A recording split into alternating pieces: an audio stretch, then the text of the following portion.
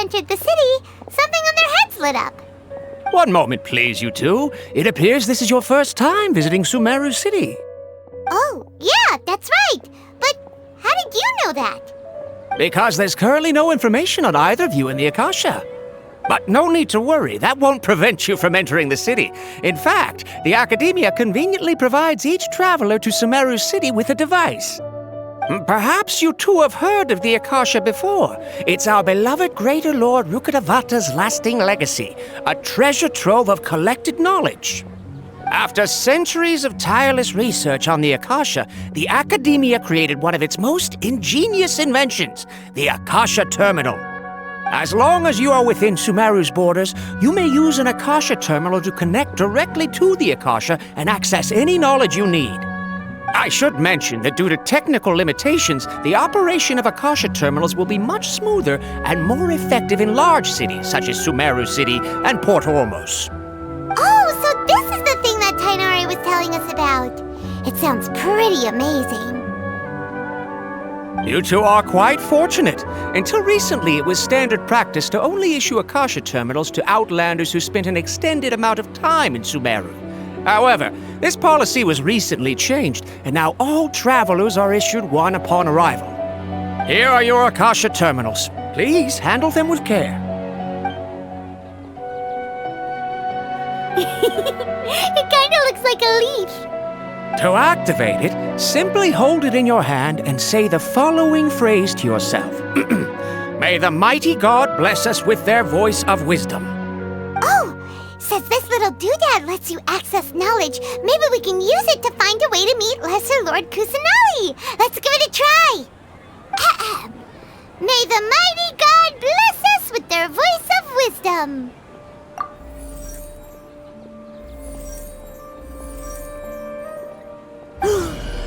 Whoa! Just now, something clicked, and Paimon suddenly knew how to use this thing. It seems all we need to do is concentrate on what we want to know, and bam! You get it.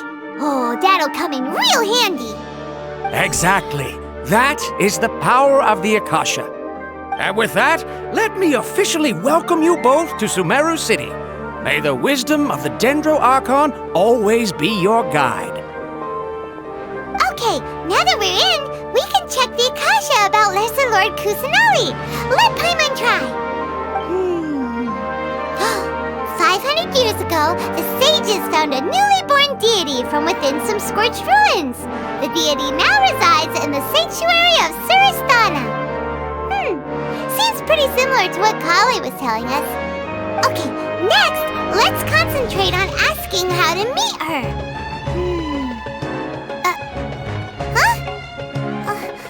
Paimon doesn't sense anything. The Akasha didn't respond to Paimon's question. Oh, come on! Ugh. Focusing on this question feels like when you have something you're trying to remember and it's on the tip of your tongue, but you just can't think of it. Ugh. Paimon's brain is exhausted. Oh, smart idea! But what are you going to ask it?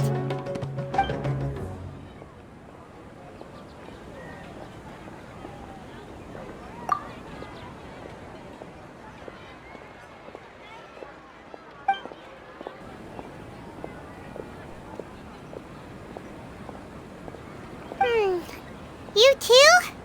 Well, glad it's not just Paimon.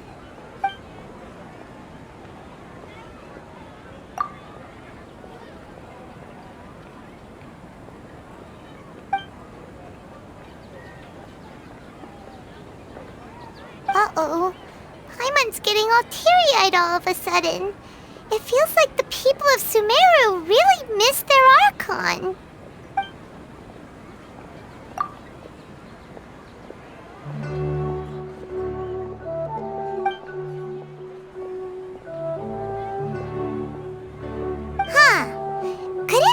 Because we're Outlanders and we've only just arrived in Sumeru? You know, maybe we're not qualified to receive an answer to this sort of question or something. Well, seems no matter which which way we try, we can't find anything that'll lead us to Lesser Lord Kusanali. Guess our only choice now is to try meeting with the researcher that Tainari recommended. He's from Sumeru and even has a position in the Academia. Maybe he'll be able to access more info from the Akasha. Hello, are you Rohawi? Yes, that's me. Can I help you? Great! You see, Tainari sent us here and... What? Tainari? Please, there's no need to say anything, really. Sure, I admit that the article I published last month wasn't my best work, and maybe the data didn't produce the most convincing results, but... Here! This is a letter from Tainari! Oh, let me see... Oh! Ooh, what a relief. You two nearly scared the life out of me. So, you two just have some questions for me? Seems even Tainari acknowledges my innate ability for procuring information. So, what is it you two would like to know? We want to meet with Lesser Lord Kusanali. Do you know a way we can do that? You mean you want to meet the Dendro Archon herself? This isn't exactly my area of expertise, but let me see what I can find in the Akasha.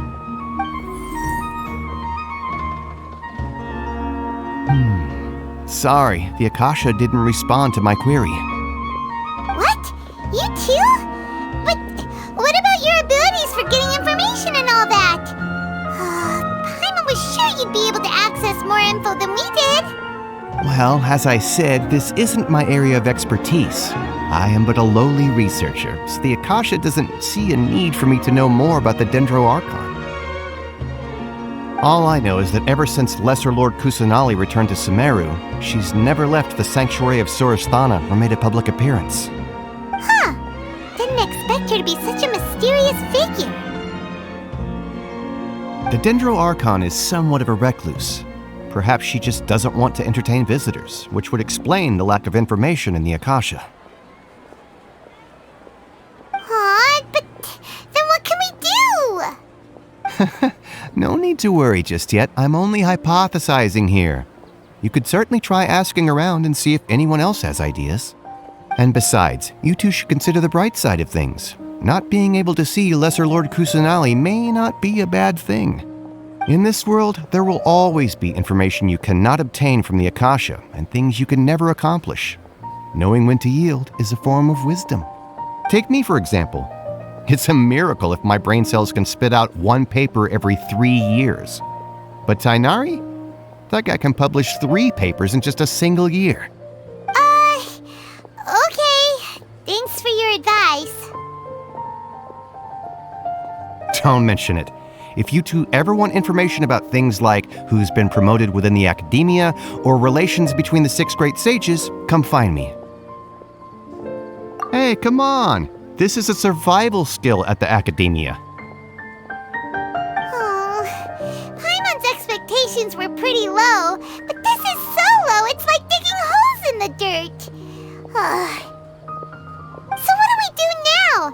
Even if we want to talk to someone, we don't know anybody here. Huh? Like who? Oh, you're right! Catherine! The Adventurers Guild has its own intel network. Let's hurry and find her. Ad Astra Abyssask. Hello, Traveler and Paimon. Catherine, we need your help with something. Understood. The Adventurers Guild is always ready to serve you. With what do you require assistance? We want to meet with Lesser Lord Kusanali. Do you know a way we can do that? You two wish to meet with Sumeru's Archon. Understood. Please wait.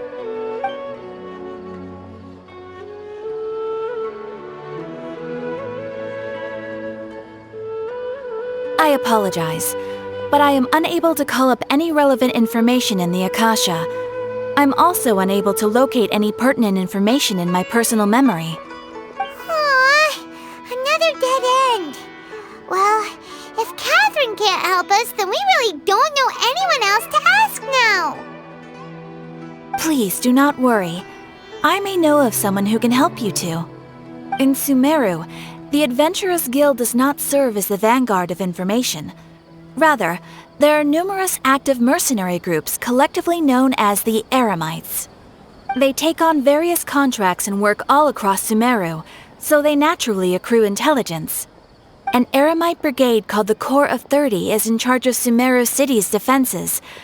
Not only are they the oldest brigade, but they are responsible for managing and coordinating the affairs of all other mercenary brigades. Corps of 30? What a weird name. Supposedly, they are named as such because their ranks numbered 30 at their inception. Asfand, an advisor with the Corps of 30, maintains good relations with the Adventurers Guild. Though he's already retired, he and his words carry great weight within mercenary circles. If you'd like to get in contact with him, you can find him at the Corps of 30's headquarters, the Citadel of Regzar. You're welcome. I wish you two the best of luck. We look forward to your exploits in Sumeru.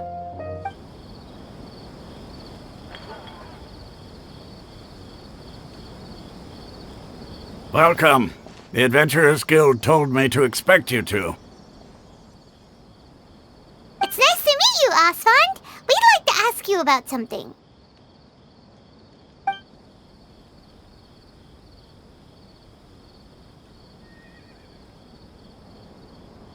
I see. So, Catherine's the one who sent you this way. Ha! It's true that the Eremites' network is vast, but even I can't help you meet the Dendro Archon. Wait, seriously? That's it? Afraid so. The Eremites aren't terribly religious, so we don't know much about divinities. As far as the Akasha goes, we can access even less than you. We originally came from the desert. The gods there died off long ago. Since those days, we've used our own two hands to carve out a living. We don't beg gods for their aid. It isn't just us, though. If you ask me, I think most in Sumeru aren't interested in Lesser Lord Kusanali. Oh? Why's that? Just take the Academia, for example. They're the ones who truly rule Sumeru. Although they believe in gods, most of them only care for the late Greater Lord Rugadavada. In their eyes, she was the one who founded Sumeru and gifted us with the Akasha. Lesser Lord Kusanali just happened to inherit her legacy. Because of the Academia's influence, most citizens are more familiar with Greater Lord Rugadavada and hold her in greater esteem. Not to mention that Lesser Lord Kusanali never makes an appearance, and the Academia never announces anything about her. As far as the people of Sumeru are concerned, she's just a god that exists. And that's all. Really? Aw. After hearing all of that, Paimon sort of feels bad for Lesser Lord Kusanali. Ha! But who knows? We're all just guessing when it comes down to it. Besides, I'm sure the God of Wisdom doesn't worry about her reputation among people like us. All right. Well, thanks for the info, Asfand. No problem. Always happy to help out the Adventurers Guild.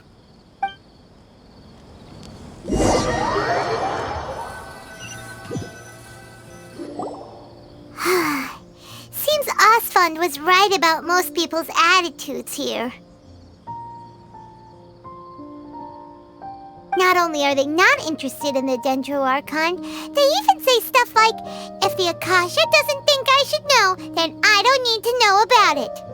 We've been asking for information non-stop ever since we got to Sumeru, but the harder we try, the more helpless everything seems. Isn't there at least one person in this entire city who cares about Lesser Lord Kusanali? Oh, you two are interested in Lesser Lord Kusanali? Huh? Who are you? From the sound of it, you two are Outlanders who recently arrived here. You've been asking around for information on Lesser Lord Kusanali, right? Oh, I'm sorry. I forgot to introduce myself. I'm Dunyarzad, one of Lesser Lord Kusanali's faithful followers. Whoa, really? Then do you know how we can meet with her? I'm afraid I can't help you with that. But your conversation earlier did happen to remind me of a legend about the Dendro Archon. Sure. It goes like this. Long, long ago, there was a man who heard a prophecy. It predicted that a great calamity was about to befall him. Panicked by what he heard, the man sought out the Dendro Archon in hopes that she would bless him with the wisdom to help him escape his predicament. The man journeyed across deserts and through rainforests and experienced tribulations of every kind. However, he still couldn't find any trace of the Dendro Archon. In despair, he thought, alas, the Archon has abandoned me. He then had no choice but to sorrowfully resign to his fate. Okay, and then what happened? And then, the calamity came. But to his own surprise, the man felt somehow emboldened by the trials of his journey. By relying on his own strength, he managed to overcome the adversity. At that moment, a bird perched upon his shoulder. This bird was, in fact, an avatar of the Dendro Archon. She said, "O Archon Seeker, do you now understand? She and her wisdom have long been found by you. Along your journey, we were in every flower and blade of grass, every ray of sparkling sun, and every breath of dancing wind. So long as you continue to think and ponder, we'll be wherever you go." Yeah, thanks for the story! Paimon feels all warm and fuzzy inside after that. In a way, it seems like this story is also one of the Dendro Archon's avatars. Dunyarzad, since you worship Lesser Lord Kusanali, can you tell us anything else about her? Of course. So did you two know that, I'm terribly sorry, but it seems something's come up now. Let's chat another day.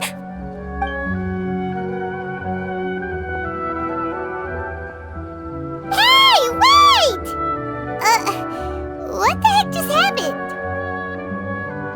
It looks like they're searching for someone. Dunyarzad was acting super nervous just now. You think they're looking for her? This stinks! We finally managed to find a lead about Lesser Lord Kusanali! We can't let them get in the way now! Let's see if we can get rid of them. Then we can catch up with Dunyarzad! Hey, have you two seen a brown-haired girl wearing a purple top and a long blue dress? We're looking for her. Did she have bandages wrapped around her wrists? Yes, that's her. Did you see which direction she went? Yeah, she went that way. Quick, after her!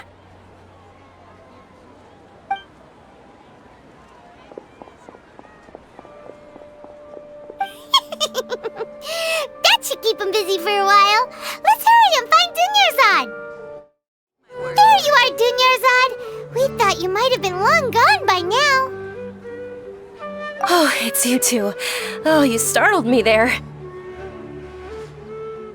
You can relax now. We threw those people looking for you off the trail. Really? Thank you so much. Unfortunately, I believe there's still more of them out there looking for me. Uh-oh, looks like there are some coming this way. Huh? More of them? Then what are we standing here for? Run! No, wait, my body isn't in the best shape. It's difficult for me to run. Okay, sounds good. There's a tavern on the other side of the port we can go to. They probably wouldn't expect me to hide in a place like that. All right, let's move out. Stay behind us. We'll keep an eye out for anyone looking for you.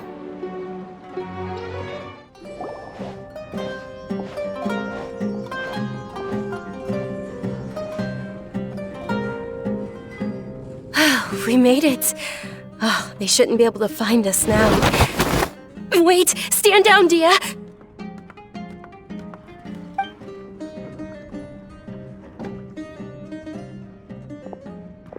My lady, who are these two?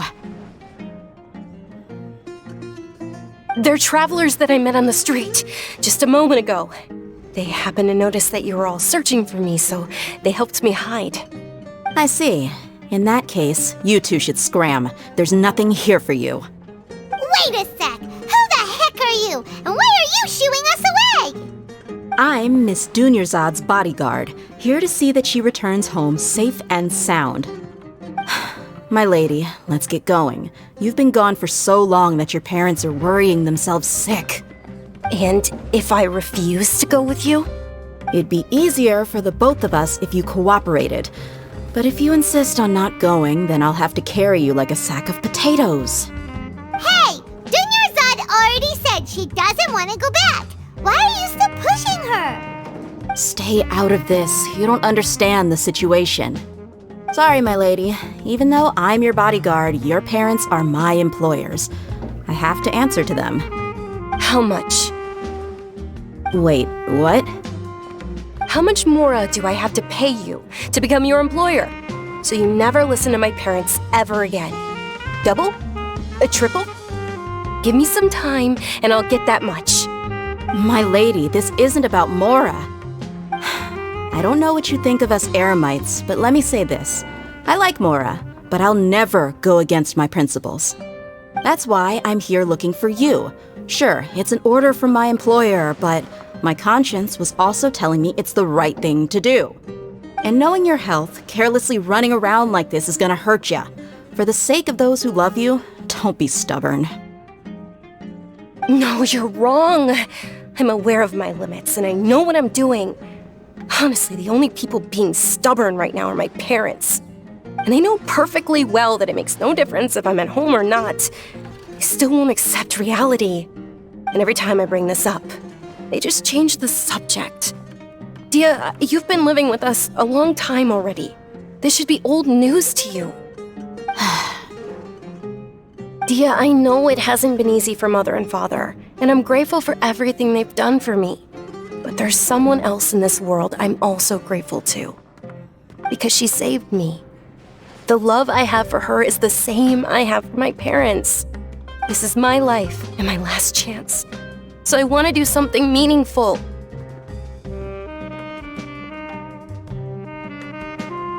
My lady, are you sure what you're doing now is meaningful? Yes, I'm sure. At least, it is to me. Fine, I won't ask you to return home anymore. But let me make something very clear. I'm only doing this because I respect your determination, not because I agree with you. Thank you, Dia. Sorry for being so rude just now. My nerves were acting up. And I even brought up your payment in such an offensive way. Don't worry about it, my lady. I did say that I like Mora. Besides, that's our next topic of conversation. Today's little excursion caused such a ruckus that every single bodyguard at the estate was deployed. It wouldn't be easy to hide things from your old man. Since this definitely won't be your last escapade, here's a little tip. You should at least make it look like your room and things are still in order when you leave. Also, you'll need someone to cover you for when you're out and about. So, I'll let you hire me, my lady. This way, everyone wins. As for the pay, let's say half of what your father pays me. We can settle the bill when we return to the estate. Okay, deal. Yay! Looks like they've reached an understanding.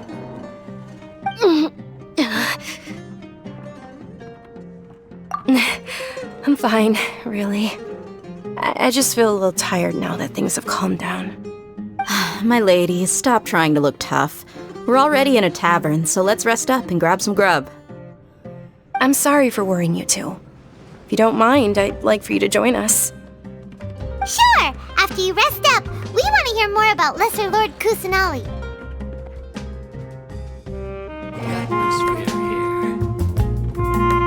Ha! Well, if it isn't Dia, haven't seen you in nearly half a year. Word on the street is that you're a bodyguard for the Homayani family now. Ha! Don't you find that kind of work boring? Nah, you get used to it. How about a menu over here? You got it. Huh? Isn't this little Miss Homayani herself? We don't get to serve personages like you very often. We'll be sure to prepare our very best. Thank you, sir, but there's no need. I don't have a lot of Mora on me, and I really ought to save as much as I can. But please bring these two the best food you have. They're my new friends, so I want to be a good host for them.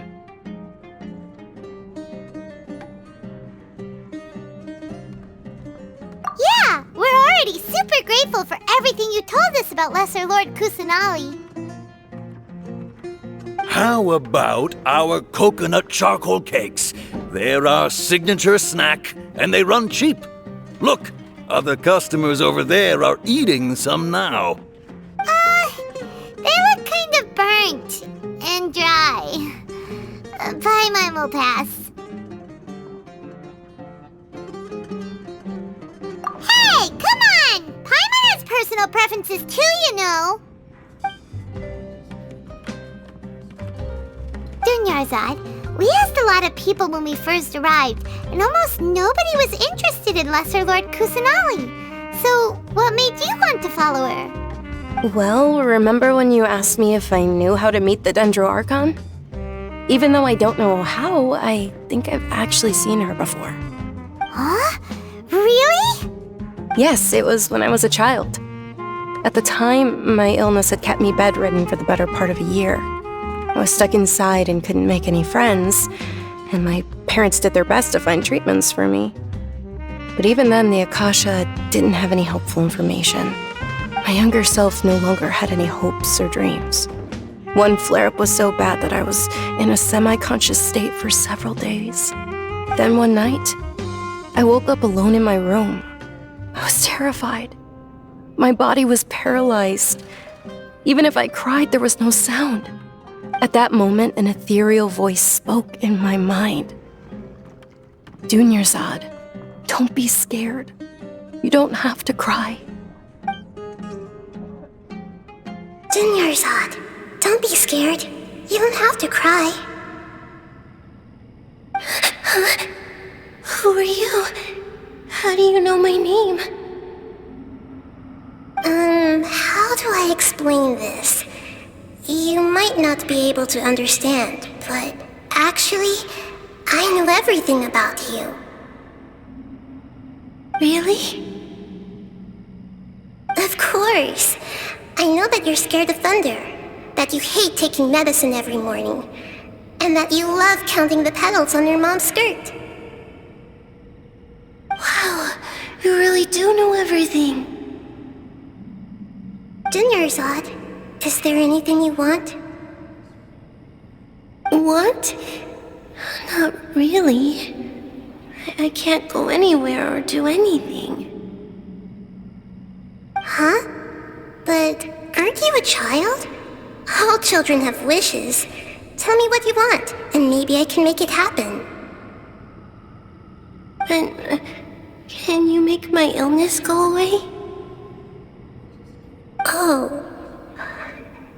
I'm sorry, but I'm not powerful enough to do that right now.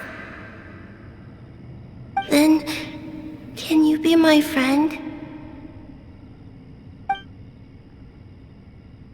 After that, the voice said, "Okay, I'll be your friend."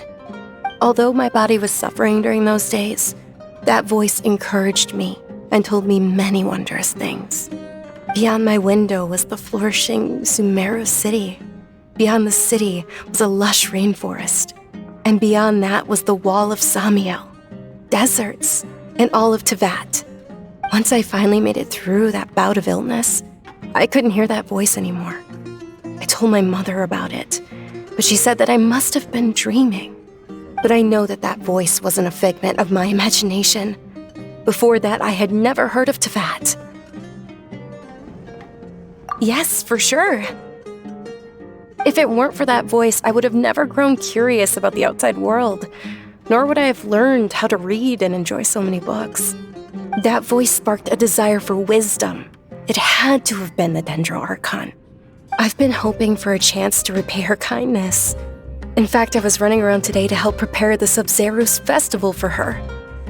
What's the Sub-Zerus festival? It's Lesser Lord Kusanali's birthday. which was the day that she was found by the sages. It's actually an old holiday that originally celebrated Greater Lord Rukkhadevata's birthday. When she passed away, the holiday eventually became a celebration of the Lesser Lord's birthday. I heard everyone was overjoyed when they welcomed her back to Sumeru. In those days, the festival was a huge deal. But because of the Academia's influence, people have gradually lost interest in the festival. The Academia actively participates in Sumeru's many holidays dedicated to Greater Lord Rukkhadevata. But when it comes to the Sub-Zero's festival, forget any funding. They practically act like it doesn't exist. Maybe they see Lesser Lord Kusanali's birth as confirmation of Greater Lord Rukkhadevata's death, so they're reluctant to celebrate it. Aw, but that's awful. It is. It's absolutely terrible. Sure, the Greater Lord founded Sumeru, but hasn't Lesser Lord Kusanali been the one quietly protecting us for the past few hundred years? Just remember that we're still out in public. Don't get too carried away now.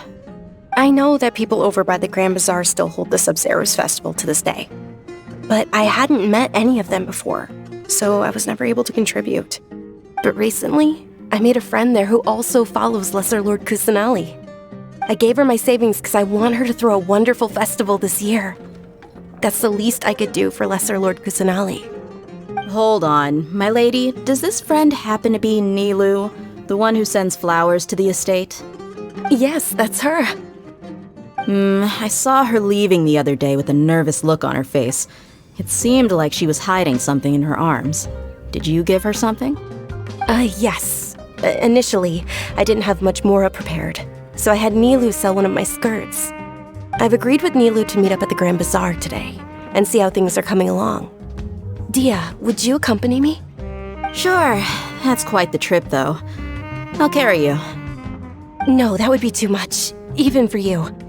You might as well just accept the lift. If I let you walk, who knows how long it'll take us. And if anything happens to you, then I'd really never hear the end of it from your father. But of course. Nilu will be thrilled to hear there are more people interested in Lesser Lord Kusanali.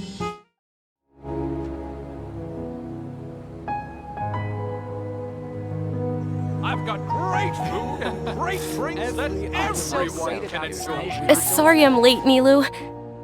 Oh, Dunyarzad. It was taking you so long that I assumed you got trapped at home, but you made it in the end. Uh-oh. But if Dia's here, that means you got caught, right? You could say that, but everything worked out. She's on our side now. Not completely. Oh, and who are these two? Oh, meet the Traveler and Paimon, my two newest friends. They're visitors who just arrived at Sumeru City and are looking for information on Lesser Lord Kusanali. So you're followers from another land? Oh, really? Well, that's okay. You're still invited to the Sub-Zero's festival. By the way, Dunyarzad, we've already started decorating the Grand Bazaar. It looks spectacular, thanks to your generous contribution. You're very welcome. It's the only thing I could do. Do you still have enough Mora? Probably? But don't sweat it. We've already finished renovating the stage. Come on, I'll show you. Wow! This place is amazing! Not bad. Last time I was here, the stairs were full of holes. The stairs were nothing. A little while ago, we discovered that the tree above the stage had a huge chunk of bark ready to fall off. Mr. Zubair was worried sick. We reported it to the Academia many times, but they never sent anyone to deal with it. We didn't want anything bad happening, so we were going to cancel all the stage performances. Oh, probably because it was the theater asking. The Academia looks down on performers like us. They probably think it would be best if the theater closed down completely. We can't let that happen, though. Not only would everyone involved in the theater go hungry, but then we wouldn't be able to hold the Sub-Zero's festival anymore. Thank the Dendro Archon for Dunyarzad.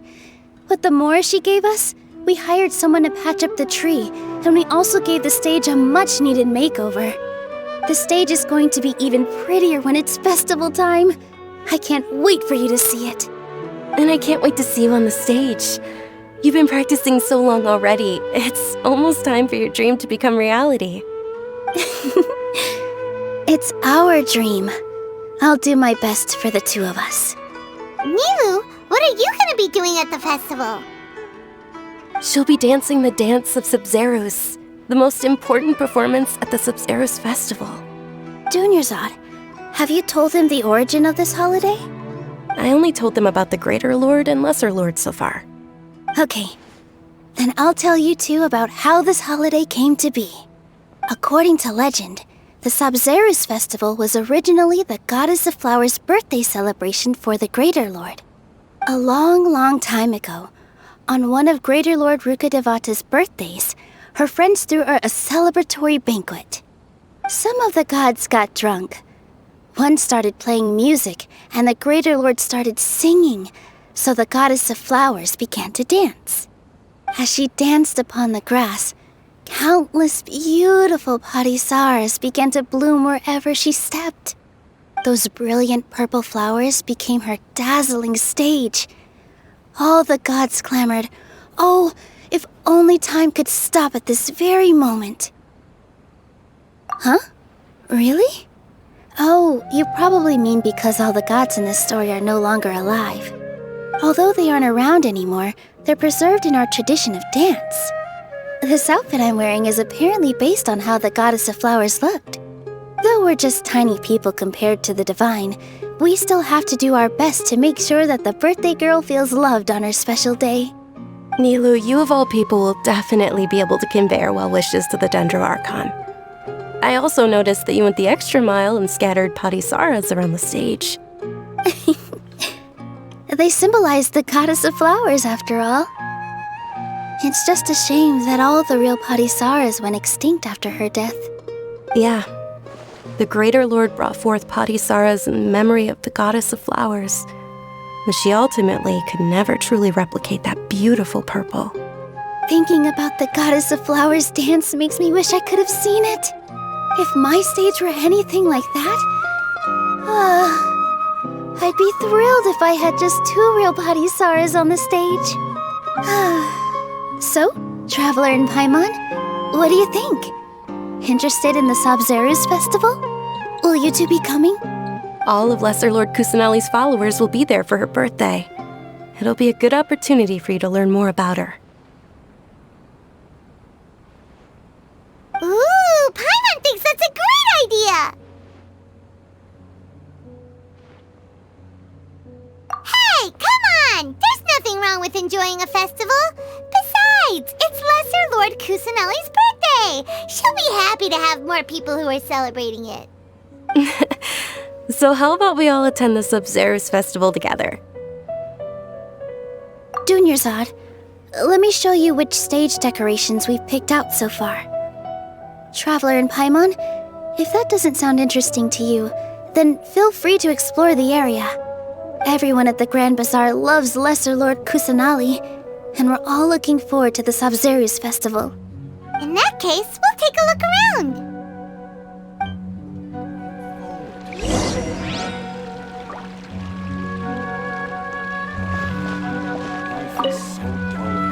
Whoa! What's with your yellow hair? And why do your clothes look so funny? Are you an Outlander? Did you know that the Sub-Zeros festival is about to happen? There'll be loads of fun things to do at the festival. But the best part is when Ferris, the Knight of Flowers, passes out candy to everyone.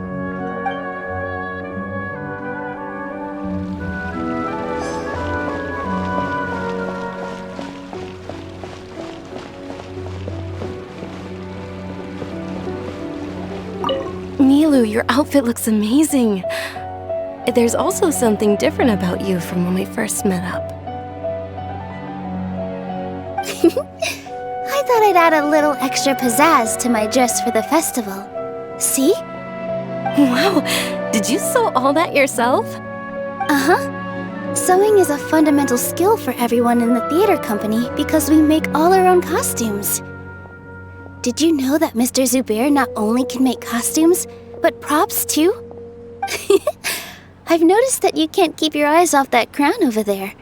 Would you like to try it on? May I? Of course! The legends say that the goddess of flowers had beautiful horns on her head, so this crown was made to reflect that. Dunyarzad, you look absolutely stunning with it on. It's like I'm looking at the goddess of flowers herself. As on the stage, one must act with gumption.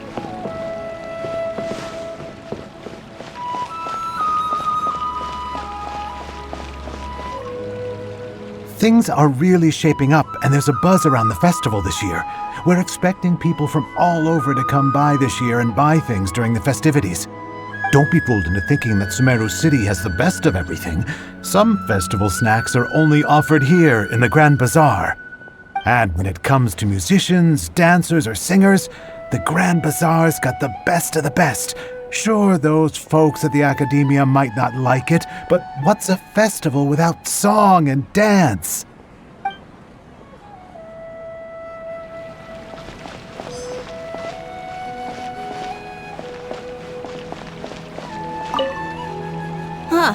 Revamping the stage for the festival couldn't have been easy, that's for sure. I bet this year's festival will be one to remember.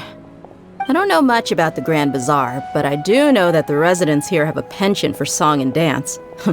Two things that the Academia doesn't particularly approve of. Oh, and the perfume sold around here is a lot better than what you'll find elsewhere. The fragrances are longer lasting and they're gentler on your skin and... I mean, that's what I've heard at least.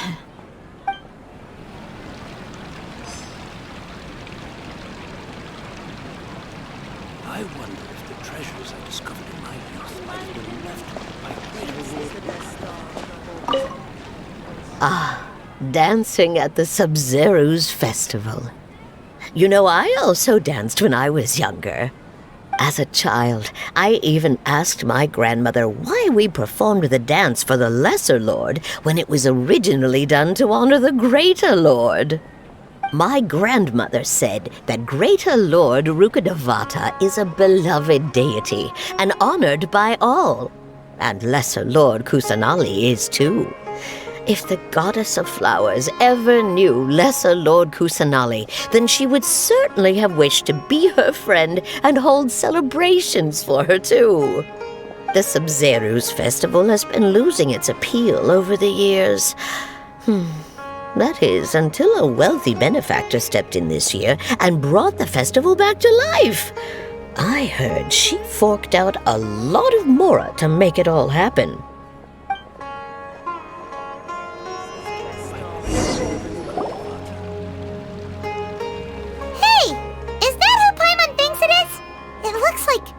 Catherine!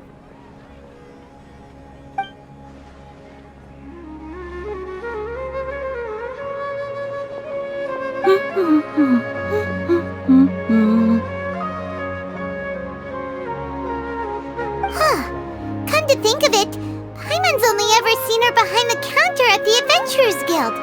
This is the first time we've ever seen her taking a break. Hey, Catherine! Oh, hey! It's the Traveler and Paimon! What's shaken? Whoa! Break time Catherine sure sounds a lot less formal than usual. Paimon was still waiting for her to say Ad Astra Abyssosk. Sure. Standing behind the counter at the Adventurers Guild doesn't require any complicated functions. But saying and doing the same old things over and over again can get pretty monotonous. Like watching the same Fontaine movie day after day. But take you two, for example. You travel across Tevat to enrich your lives and gain new experiences. Well, we enjoy traveling across Tevat and all that, but we're mainly looking for clues about her brother. Yes, you should keep searching. Sometimes the answers we're looking for aren't necessarily at our intended destination. Instead, they're found along the way. Huh. Haven't we heard someone say something pretty similar recently? Anyways, what brings you out here, Catherine? No, not particularly. I guess you could say that I'm loving the recent atmosphere here. If festivals bring happiness to everyone, then that's where their true value lies. Oh, it looks like it's about time for me to be heading back now. Alright, we'll see you next time at the Adventurers Guild. Oh, by the way, thanks for connecting us with the Eremites. We've already made some great friends in Sumeru City thanks to you. I'm sure you two will get along well with the people here. You've already been blessed by the element of Dendro after all. See you around.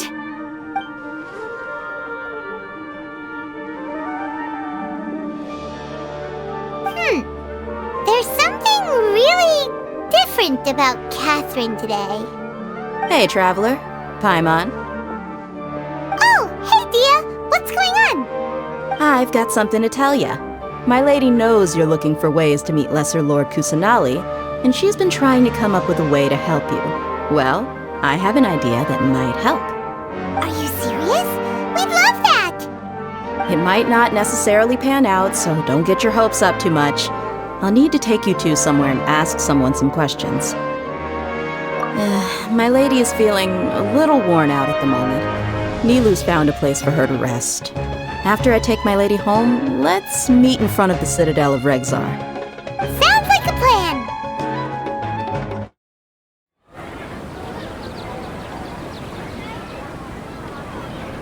Sorry, I'm late. It took some convincing for the master and mistress to believe that Miss Dunyarzad was only sitting in the port for a while because she was in a bad mood. Anyway, I guess I should be thanking you. I haven't seen Miss Dunyarzad that happy in a long time. If it wasn't for you two, she probably would have been caught and dragged back much earlier.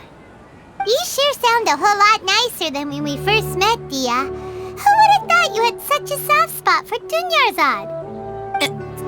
It's called being a professional. I'm a bodyguard, and I work for whoever's paying. Look, Dia's blushing.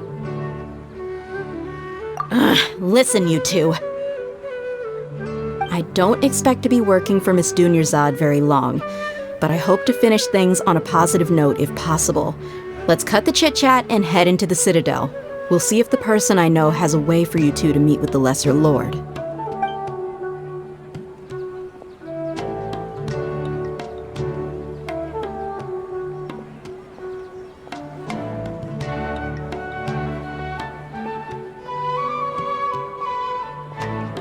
Oh, hey, Chief. Ha, Dia! What are you doing here?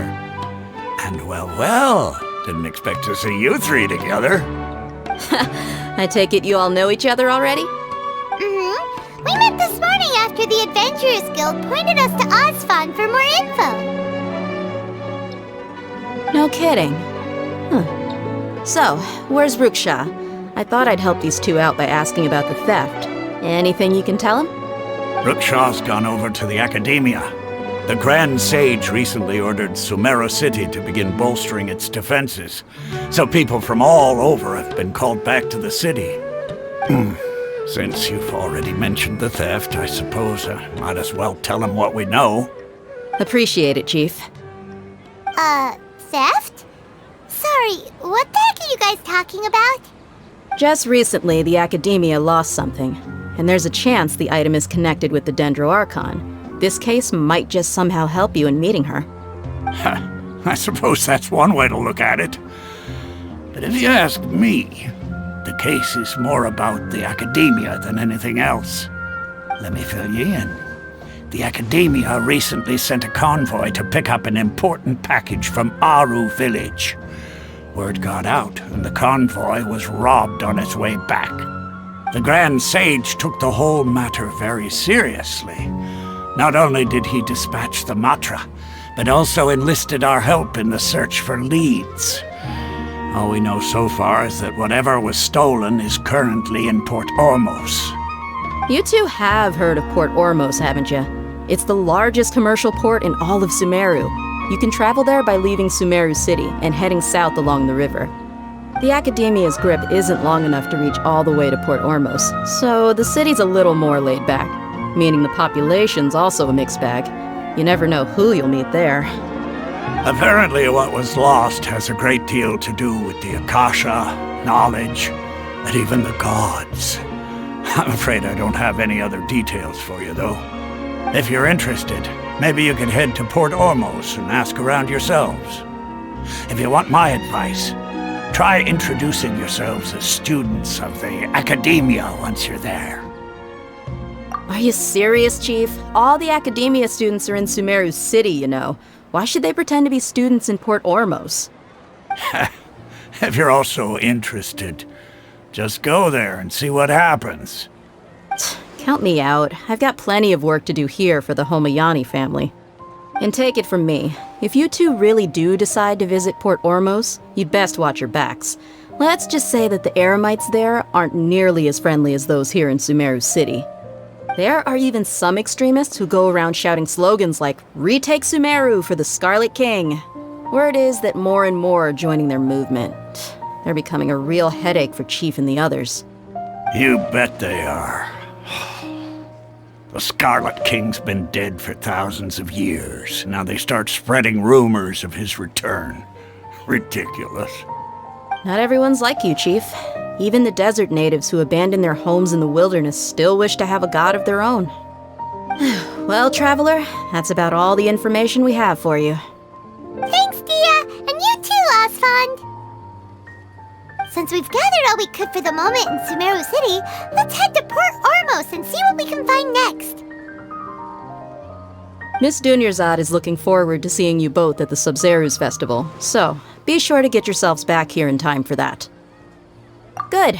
Then we'll see you both at the Sub-Zerus Festival.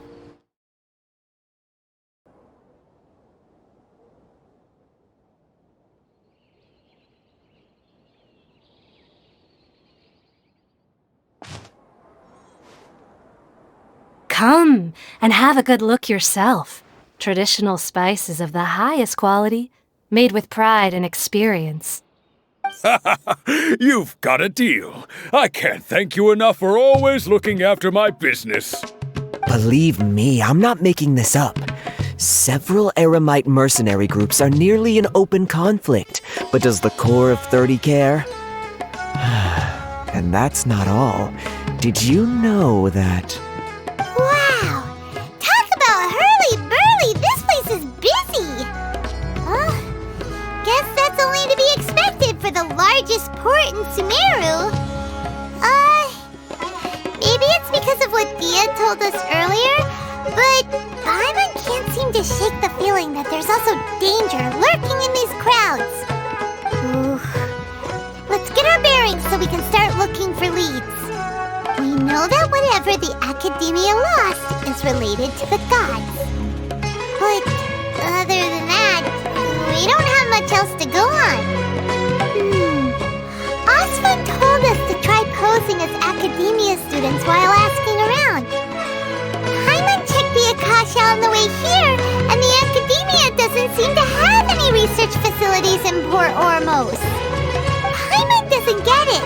Won't we look even more suspicious going around saying we're Academia students and asking about the stolen item?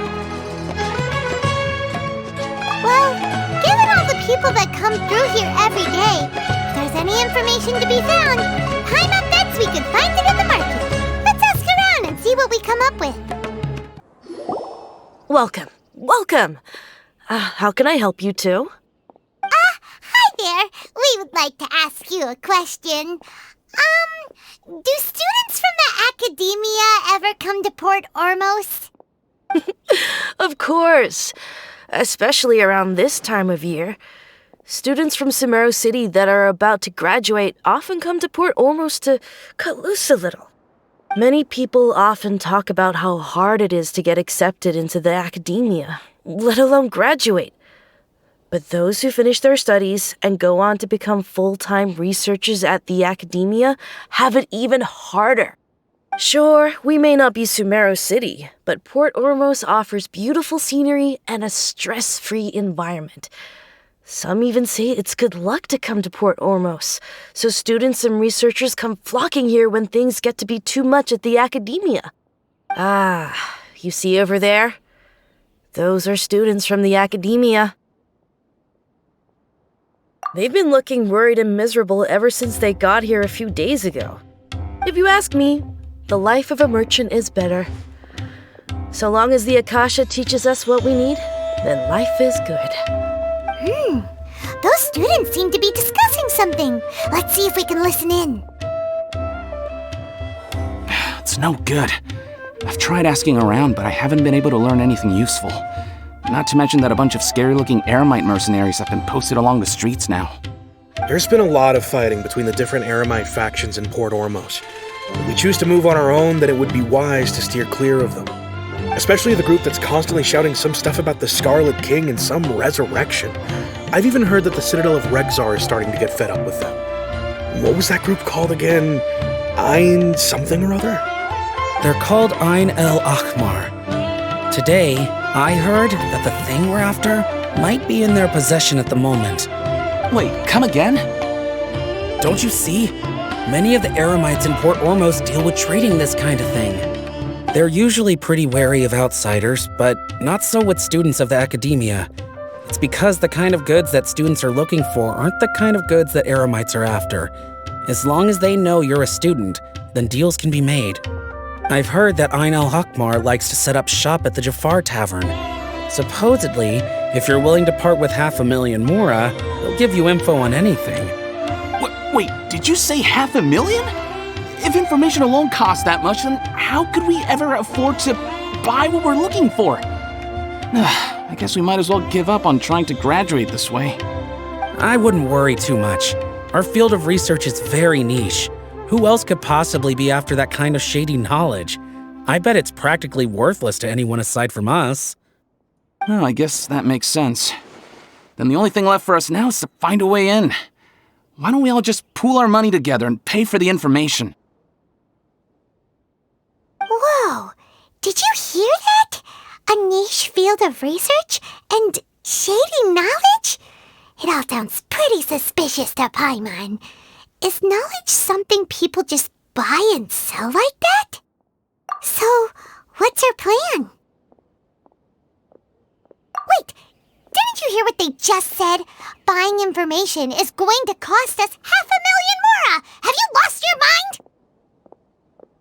Oh, all right. Paimon never thought she'd agree to parting with that kind of mora. But if you know what you're doing, then we should give it a shot. Oh, you've arrived. Please, take a seat. So, they think that they can go toe-to-toe with the boss? Ha! Once we reclaim the power of the Scarlet King, they'll be the first that the boss punishes. They're nothing to be afraid of. Our main rival now is the Caracal Battalion. They've also amassed a significant amount of mora this time, so we mustn't underestimate them. How can the Caracal Battalion compete with the boss when they're nothing but a bunch of money-grubbing opportunists out for a quick mora? Yeah, with Boss's fervent devotion, he'll be able to use this power to bring our god back this time. Huh. All these guys talk about is the Scarlet King, so they're probably the ones we're looking for. Greater Lord Ruka Devata. That traitor and her followers must not be spared. The day will come when the Scarlet King exacts vengeance on Sumeru, and all of them shall be punished.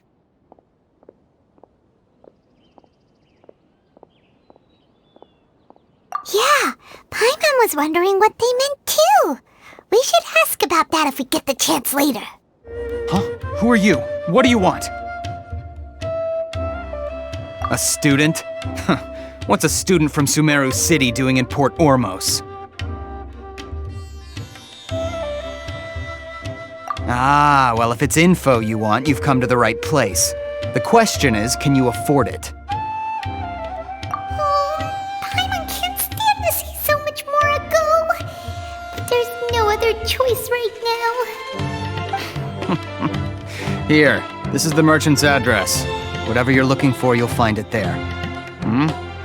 Well, what are you waiting for?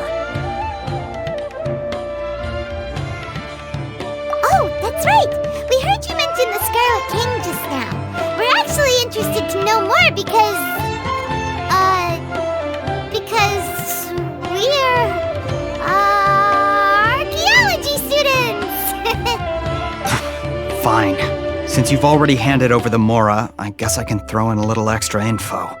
As you can see, members of Ain al-Ahmar are devout believers of the Scarlet King. Years ago, the Scarlet King founded the great desert nation that was our homeland.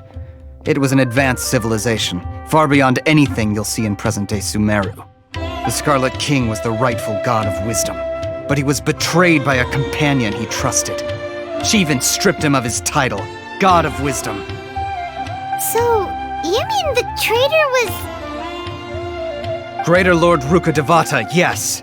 That shameless wretch destroyed the Scarlet King's civilization, and our ancestors were forced to flee to this land where we were made to suffer the tyranny of our enemies. Furthermore, she conspired with the Academia to cover up the truth of her actions, and create the merciful and benevolent facade for which she is now known. Ugh, just thinking about it sickens me. But the story doesn't end there, oh no. The Scarlet King isn't truly dead. The voice of the Oracle has been heard in the desert, prophesying his resurrection. Mark my words, our god shall return. And when that day comes, all followers of the traitor and all the desert dwellers who have forgotten their true god will suffer retribution together. If what I'm saying makes you shiver with fear, it might not be too late for you to become a believer of the Scarlet King.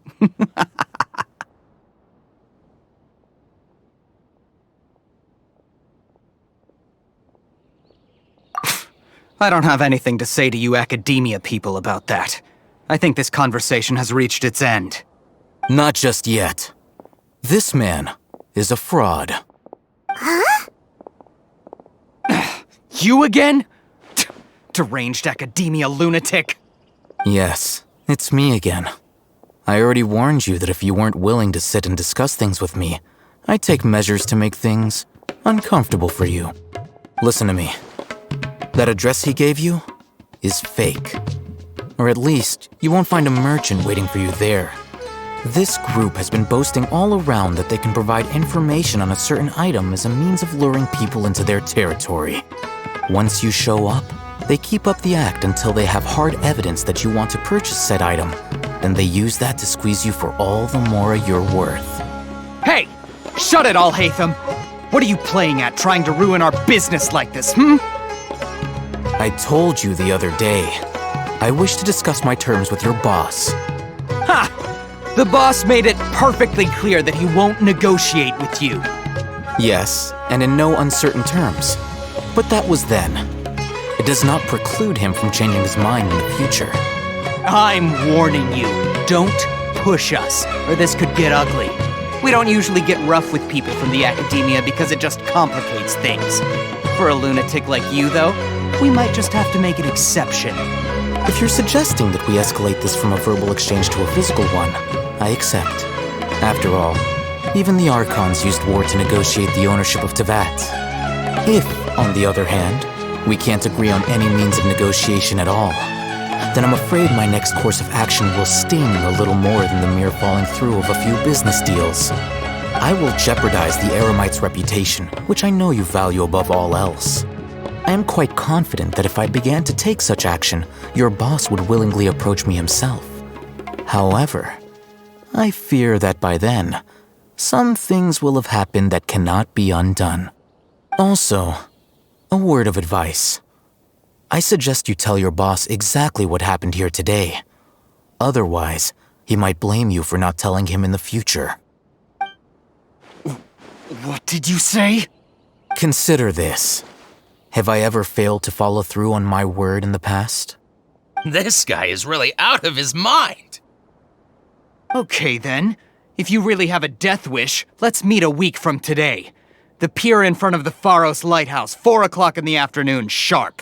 Don't expect us to hold back. Not so fast. First, you return the 500,000 Mora to them.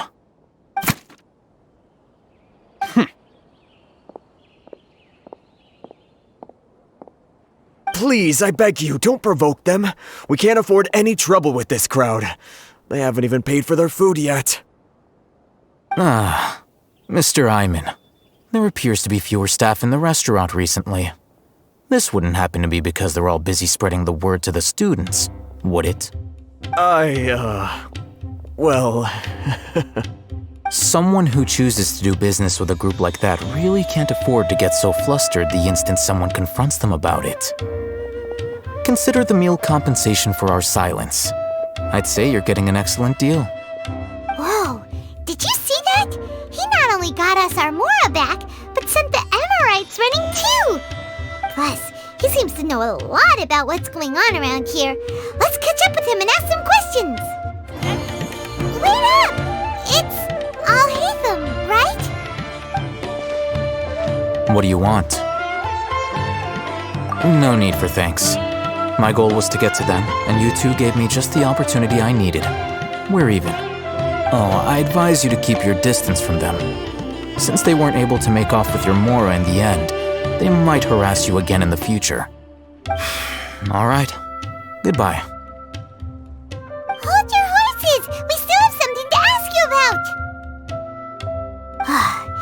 Since you tore through their scam right in front of them, you must know the real story about certain something, no? Who exactly are you two?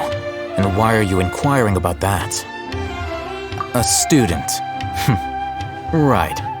Look, you should know that those thugs conducting business with you had nothing to do with your lie. Huh? Oh, yeah! She's really strong!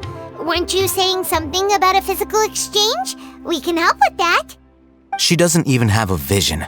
Forget it. Maybe not, but she can still use elemental energy. Otherwise, there's no way we'd go asking for info from from guys like that. Those hot-headed thugs are definitely gonna bring a lot of backup for your next meeting. Even if you don't go alone, you won't regret taking us with you.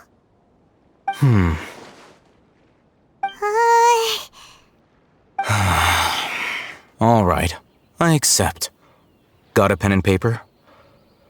If you're searching for someone who sells that kind of merchandise, I'll give you one of their addresses, and you can try your luck. We'll reconvene at the appointed time by the pier. It doesn't matter if you show up or not. So, since you were happy to give us this merchant's information, does that mean you can tell us exactly what we're after? You were willing to part with 500,000 Mora for something and you didn't even know what it was? Okay. Well, if you truly are as skilled as you claim, then you can beat the answer out of them when they become hostile. Look, if you've been making inquiries, then you have to know something by now. Tell me what you know so far, so I don't waste time repeating information.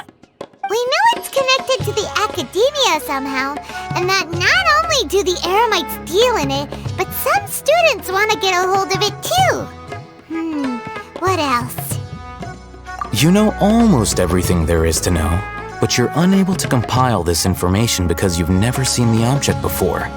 This is what you've been looking for. Huh? Paimon can't tell what it is. It looks like some kind of ornament. This is a knowledge capsule. To put it simply, it's a vessel that can store a fixed quantity of canned knowledge. It's like a miniature Akasha. Anyone who links it to their personal Akasha terminal instantly becomes privy to its contents. Correct. Anyone. Unlike the Akasha, which heavily regulates who can access what information, knowledge capsules confer their contents without any requisites. That's amazing! It's essentially a convenient and harmless vestibule for knowledge. Unfortunately, it's illegal in Sumeru to privately possess or trade them. They were created as a means for scholars to transfer knowledge gained from Irminsul into the Akasha, and are intended to be destroyed immediately after use. But despite strict regulations, some of these knowledge capsules will always escape destruction. After all, there will always be those in this world who are dissatisfied with life as designed for them by the Akasha and wish to change their fate. Over the past century, a wide variety of canned knowledge has been leaked from the academia. Now, in Port Ormos, the valuable ones are a means to mora for the Eremites. Meanwhile, those which the Eremites deem to be useless to them occasionally prove useful to the common citizens and hapless academia students. Well, I think that about sums it up.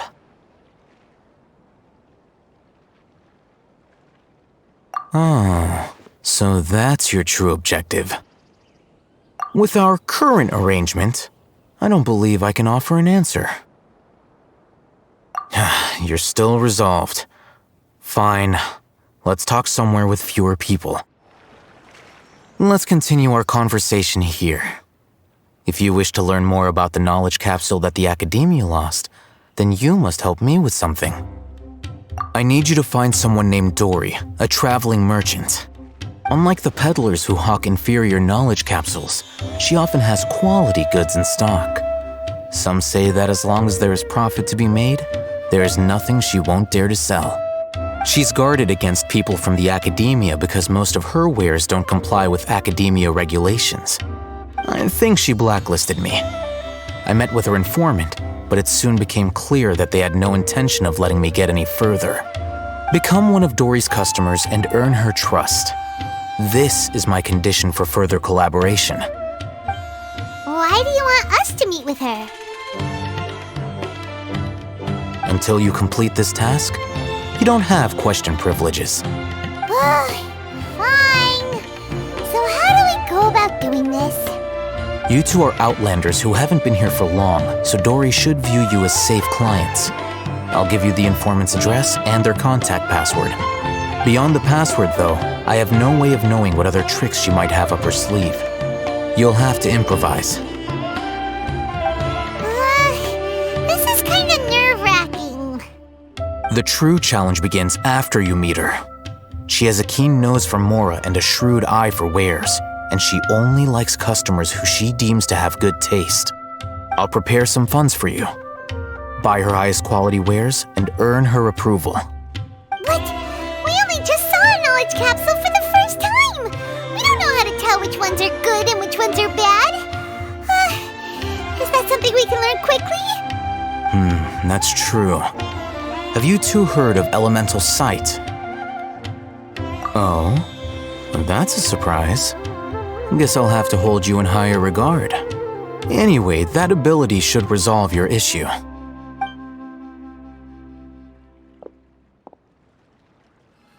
Here are 2 knowledge capsules. Tell me, can you detect any difference in their quality?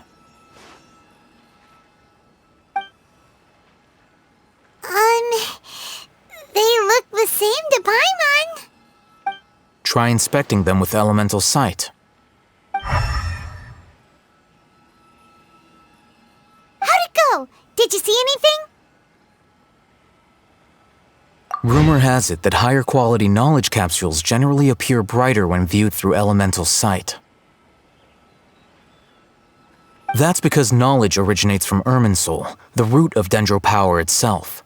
The more powerful the knowledge, the richer it is in Dendro energy. However, some canned knowledge with a high concentration of elemental energy is of little use in contemporary times, so those capsules are of little value. Using elemental sight is merely a stopgap measure, but it should suffice for earning Dory's trust. That sounds pretty impressive. Here's a sheet with the informant's location and contact password, and here is the mora for purchasing canned knowledge. Don't be cheap. You'll need to spend to catch Dory's eye. If there's any mora left over, just keep it. Oh, and be sure to exercise some caution. There have been Matra present in Port Ormos lately.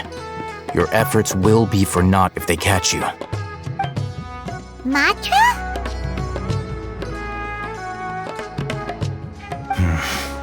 They belong to the Academia's regulatory body. They also handle cases of illegal canned knowledge transactions. Like I said, the Academia has banned both their trade and possession. The Matra are razor sharp. You're in for nothing good if they lock their sights onto you. If you two want to back out, now's the time. Okay, Then we have a deal. If you succeed in your dealings with Dory, come find me at the Wikella Funduk. We'll have an open discussion then. Hello. What are you two looking to buy?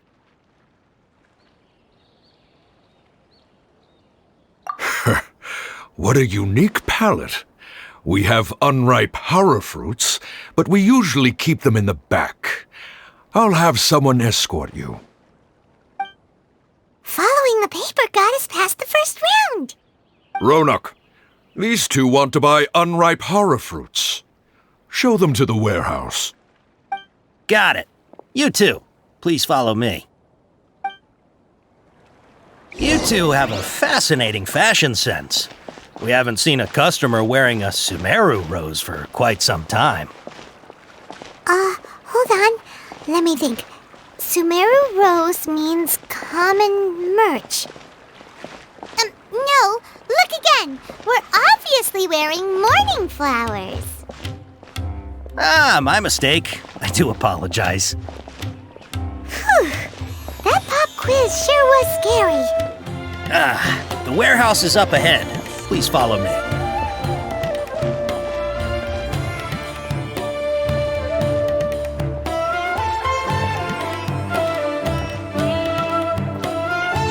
Before I retrieve your products, I need to confirm a few things. Please forgive me, but we may not have sufficient stock for you today. Earlier, many of our hara fruits were taken by mice. Thanks. If better goods come in, you'll be the first to know. You look like you have some skill. Why don't I pick out some fruits that'll make you dizzy? Yep, that's the right answer. But eating hara fruit that makes your head and ears ring sounds like a bad life decision. Would you like your hara fruits to be packaged in the Sumeru City or Port Ormos style? Wow, you two sure are generous customers. We'll be sure to package your products beautifully. Okay, everything has been confirmed. Miss Dory is waiting for you up at... Shoot! It's the Matra! Run! What? The Matra? Where? Al-Haytham said we're done for if they catch us. We gotta get out of here. We don't know this area, so let's follow that informant. I think a creepy crawly got into the cooking pile.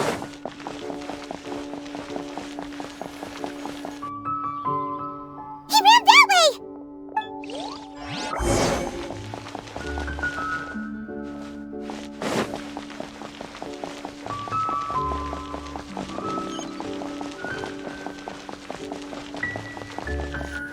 Look, he's over there!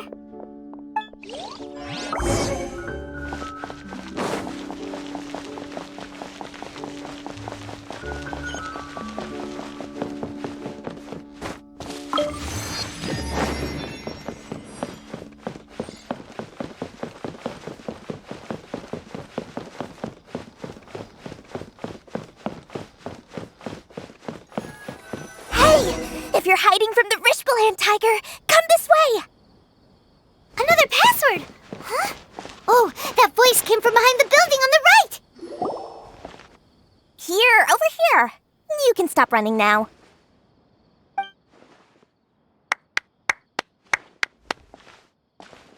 So you were the one who was calling out to us just now.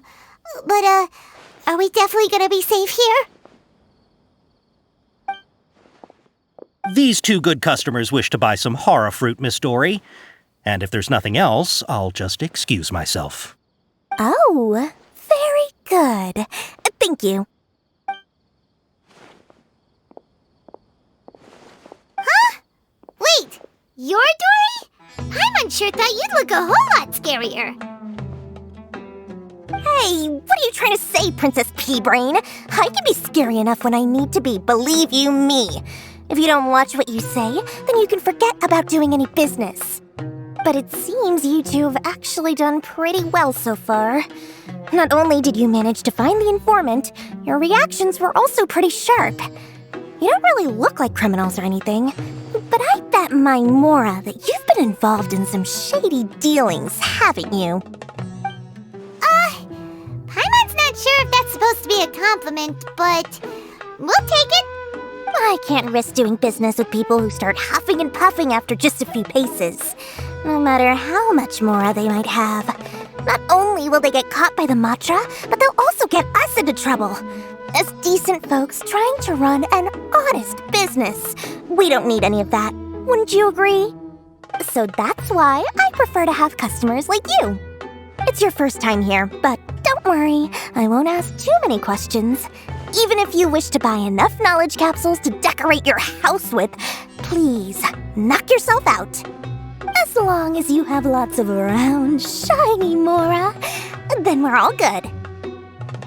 Ah, yes, of course. Go ahead, help yourselves. Voila!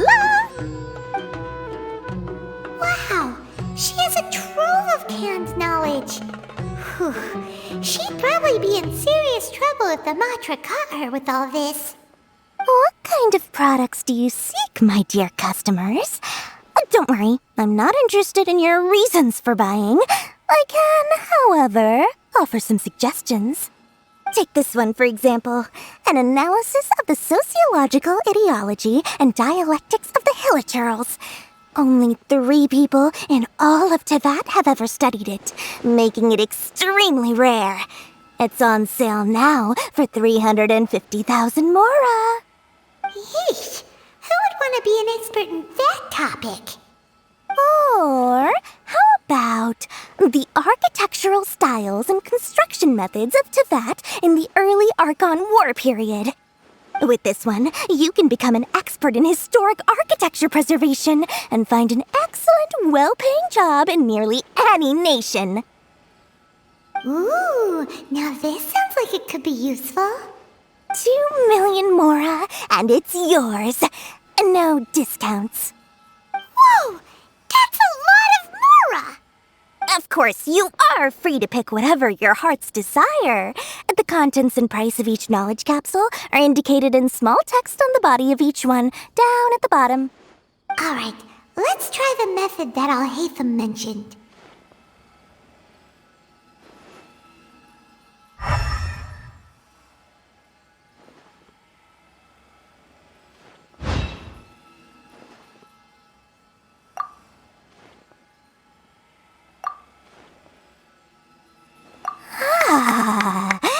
You've really got a good head on your shoulders, and quite the eye for quality. We'll take these, please and thank you. My oh my, you are blessed with a taste for both the exquisite and the extravagant. Customers like you are a rare breed, 1 in 100. No, 1 in 1,000 even. Listen, I have a special offer for you two. If you spend just 100,000 more, you can pick any knowledge capsule of your choice up to a value of 1 million Mora. Say what now? Hey, did you hear that?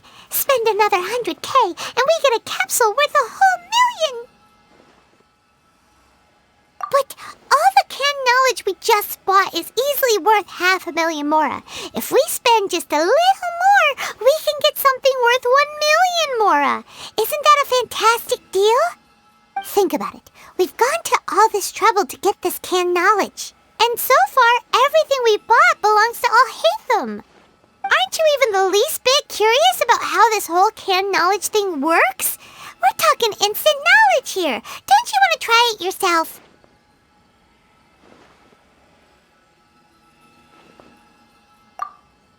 Come on.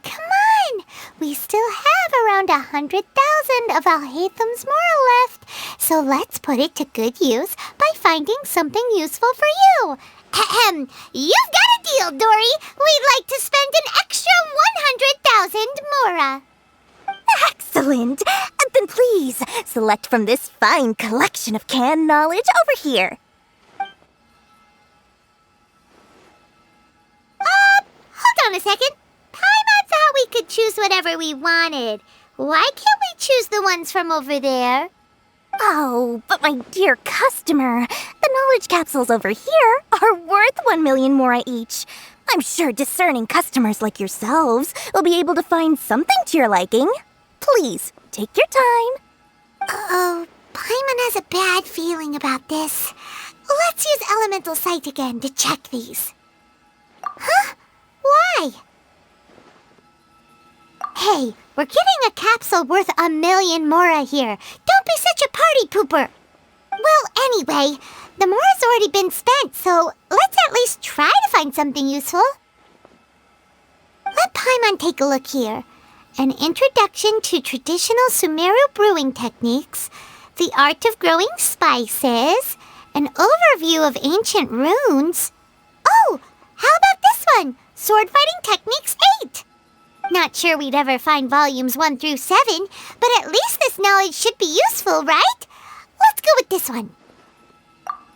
Dory, we'll take this one. All right, very good.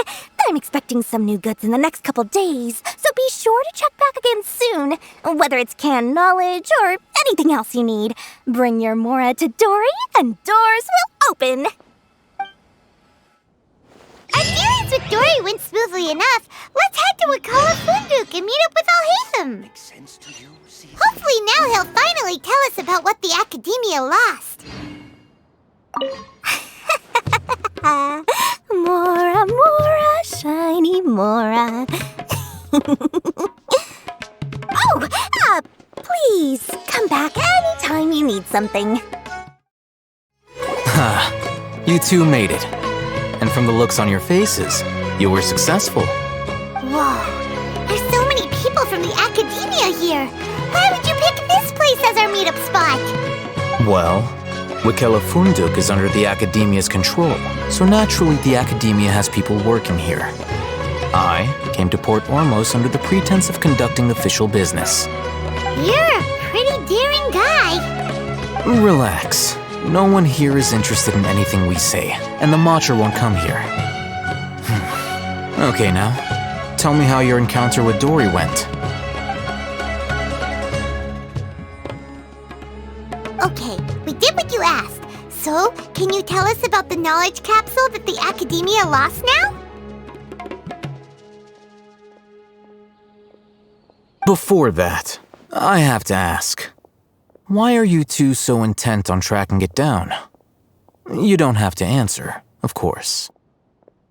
Yeah, she just wants to meet the God of Wisdom and ask her about something important. We've been in Sumeru for a while now, but we still haven't found a way. When we heard that the Academia had lost something that might be related to the gods, we came here in case it turned out to be our lucky break. In that case, you're on the right track. A short while ago, the Academia lost a knowledge capsule in the desert. It's supposedly a divine knowledge capsule. Use it, and you'll gain the wisdom of the gods. Wow, there's really such a thing as that? Hey, if we find it, do you think we could learn how to meet the Dendro Archon? Ooh, or even how to find your brother? I highly doubt it has any mystical properties, but it does indeed exist. And it's right here, in Port Ormos. So, where exactly? That's what we need to find out next. I won't deny that. I am investigating because I'm curious as to what the divine knowledge capsule truly is. As you know, the Eremites in Port Ormos also have their eyes on it. It is an extremely precious item. The knowledge contained within may bring great power or wealth to whoever has it in their possession. Several brigades have been vying for ownership of it as of late, but there is still no victor. My personal finances and connections cannot compete with those of the Eremites. After attempting various methods, I finally managed to reach a tentative agreement with several brigades. I agreed to forego ownership of the divine knowledge capsule in exchange for the opportunity to study it. After all, there's no harm in understanding what it is.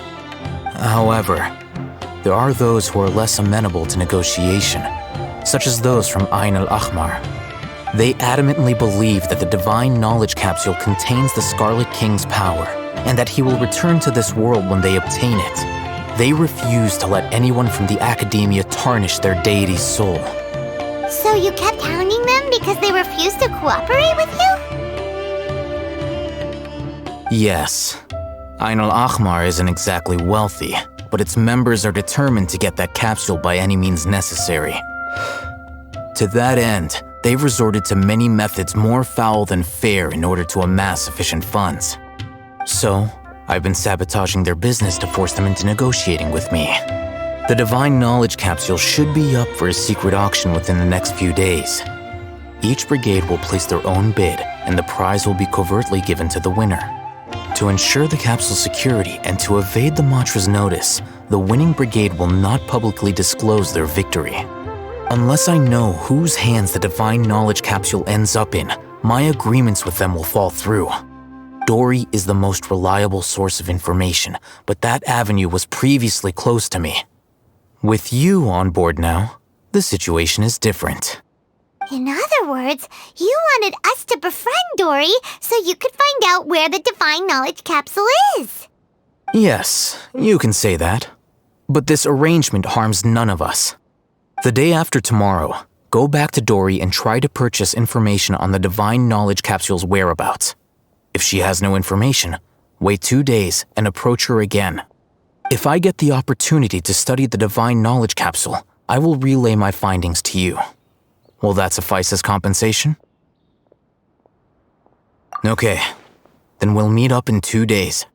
Alhaitham, before you go, we actually bought a knowledge capsule for ourselves, but we're not sure how to use it. You two want to try using a knowledge capsule? Sure, I can teach you. Doing so right under the Academia's nose is a bit problematic, though. What do you say we head to the outskirts of town? Alright, this place works. Show me the capsule you purchased. Here. Sword Fighting Techniques 8. A combat class knowledge capsule.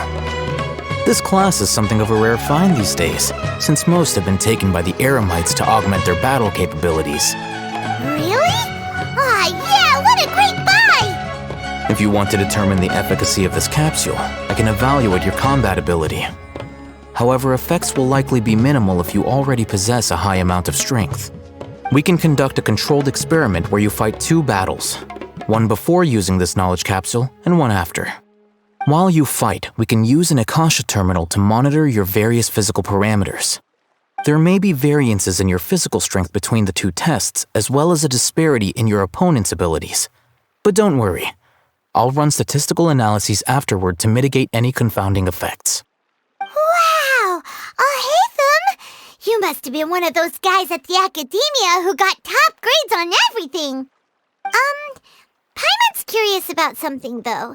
You definitely weren't one of those students who needed canned knowledge to graduate from the Academia, right? So why are you risking getting caught by the Mantra for this capsule? When you are unable to understand a researcher's actions, most cases can be attributed to curiosity. This is but one theory. Sounds like you're trying to avoid the question. All right, let's begin the test.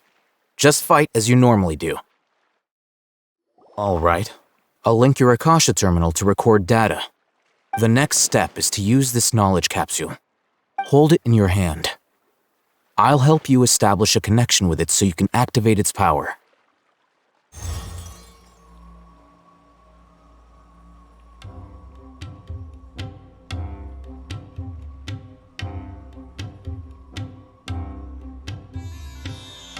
Hey, how are you feeling? You mean that it worked? All right, time for round 2. Fight with the same composure as before. Now, I'll start recording data again. Alhaitham, how's it going? Well, the knowledge capsule you purchased did improve her combat capability. During the second fight, her overall fighting performance increased by 0.073%. Wait, how much?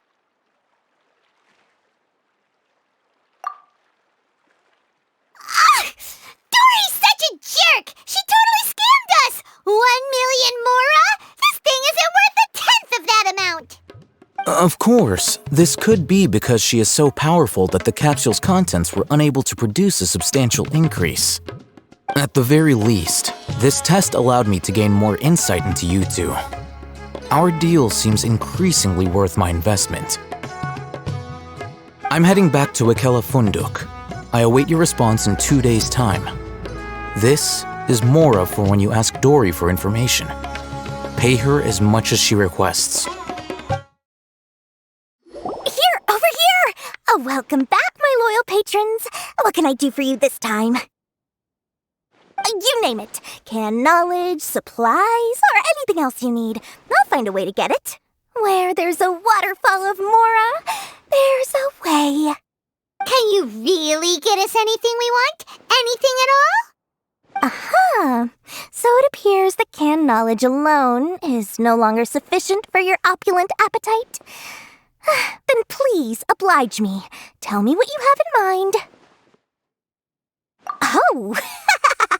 I knew customers with pockets as deep as yours would undoubtedly crave something more profound than ordinary canned knowledge. But you know, that kind of information isn't going to be cheap. After all, I had to work really hard to weasel my way into the auction site. Not to mention that if anyone found out that I was the leaker, I would be in big, big trouble. But how can we be sure your information is accurate? Paimon's curious how you just happen to have this kind of info the moment we need it. Because to me, anything of value is what I consider to be my supply. Therefore, I must always be aware of what's hot on the market in order to secure more sales. As for the information's authenticity, well, you've no need to worry about that. I used a camera to take a picture of the transaction. That way, no one can dispute it. It's always a pleasure doing business with such sterling patrons. Now that you've paid in full, here's the scoop. The Divine Knowledge Capsule was purchased yesterday by a certain Misery, the leader of Ain el-Ahmar. Ain el-Ahmar? You mean the Eremites who worship the Scarlet King? Ah, so you're already familiar with them. The group has done everything in their power to obtain the Divine Knowledge Capsule. After all, they believe it contains the power of the Scarlet King. That Divine Knowledge Capsule is unlike any other canned knowledge I've seen before. It was glowing bright red. The capsule is clearly visible in the picture I took. You can look for yourself. Thanks for the info, Dory. Please, it's my pleasure. It's all thanks to discerning customers such as yourselves that my efforts yesterday were not in vain. Please, don't hesitate to contact me if you ever need anything else in the future.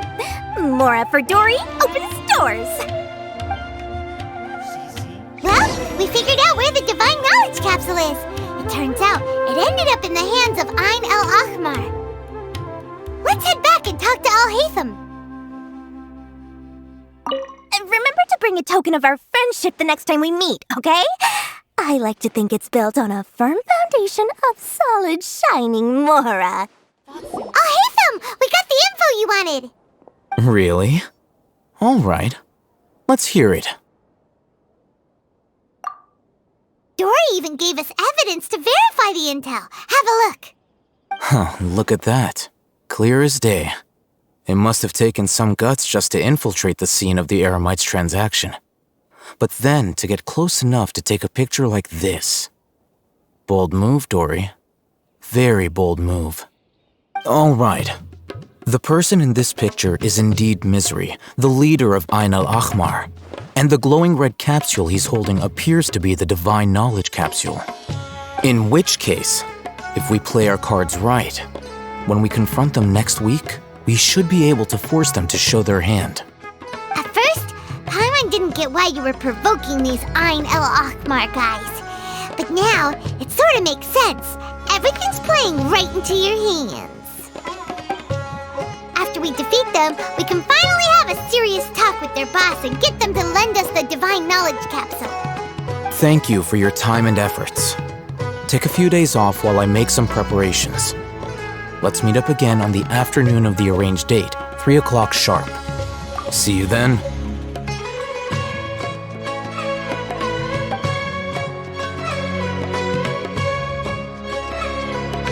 Oh, Haytham sure is taking his time. Where could he be? Oh, there he is. Sorry to keep you waiting.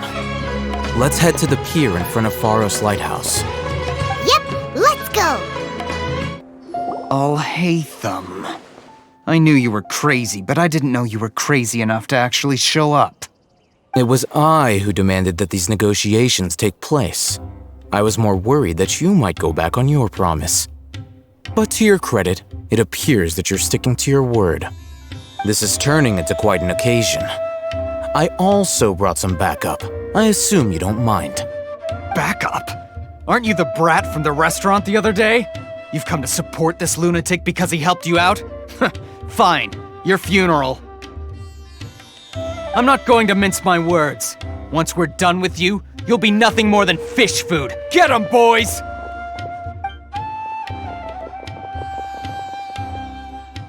Uh-oh, here they come. Good luck, you two.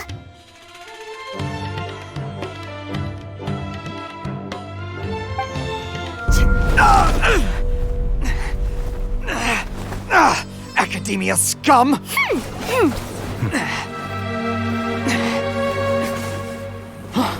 Boss! Finally!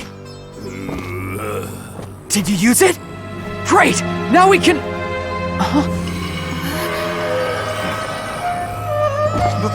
Boss? Boss!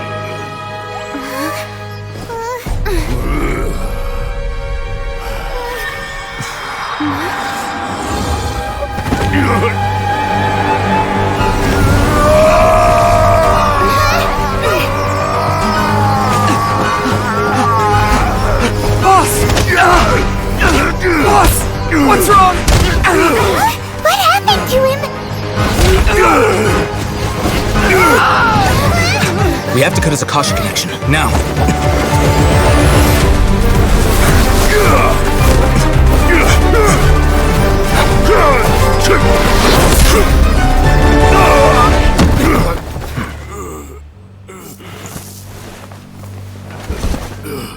Target acquired! Arrest him!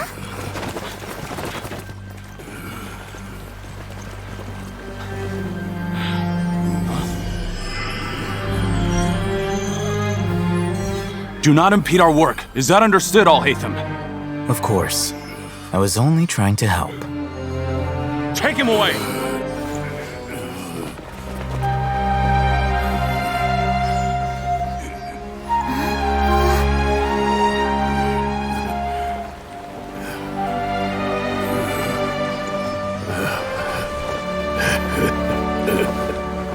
World, forget me.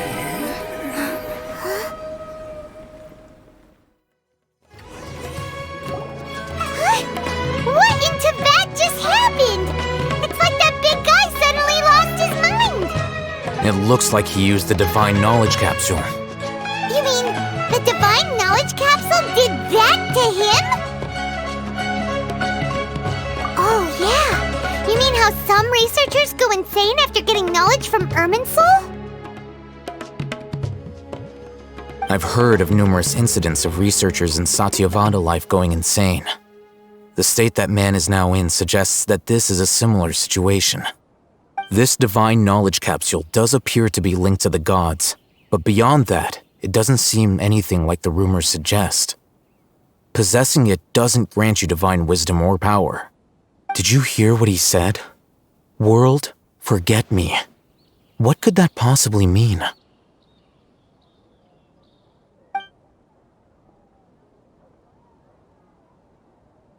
If the mantra took him away, then that means the Academia got the Divine Knowledge Capsule back too.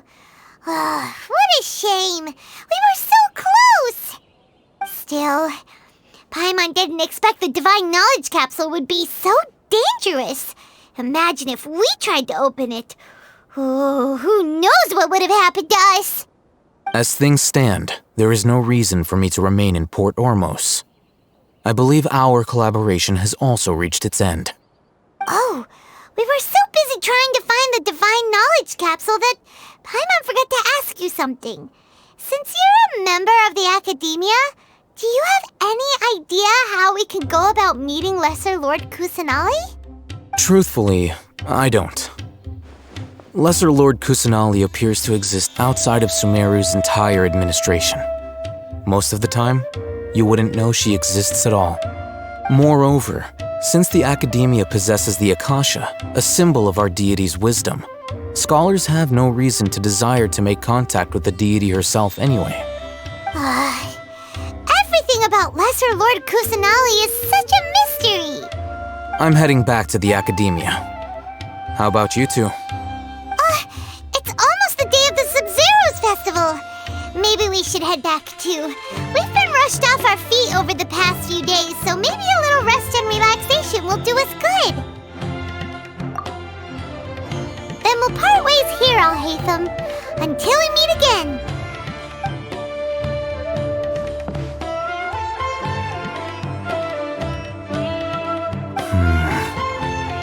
Now, do I deal with this thing first? Or should I produce the report that the higher-ups require?